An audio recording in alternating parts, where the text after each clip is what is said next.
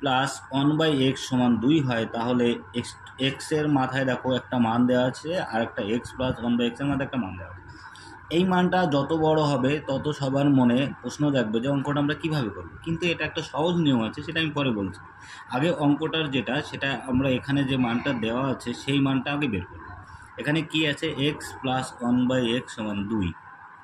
বা সবাইকে আমরা যদি এক্স দিয়ে গুণ করে দিই তাহলে এটা কি হবে, এক্স স্কোয়ার প্লাস 1 সমান কত, 2x।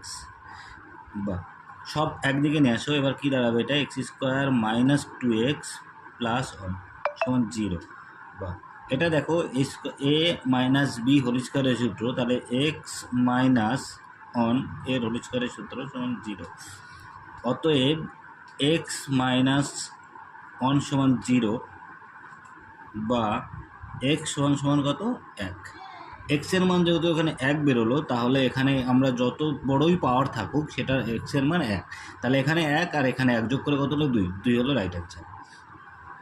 এইবার এটা আমরা শর্ট ট্রিক্স কী ব্যবহার করবো, শর্ট ট্রিক্স এটাই যে যখনই আমরা এক্স প্লাস 1/x সমান 2 থাকবে তখনই আমরা বুঝবো এক্স সমান কত, 1। তাহলে 1 আর 1 যোগ করে কত হয়, 2। এটা করবো, এটা বড় করে করার কোনো দরকারই নেই।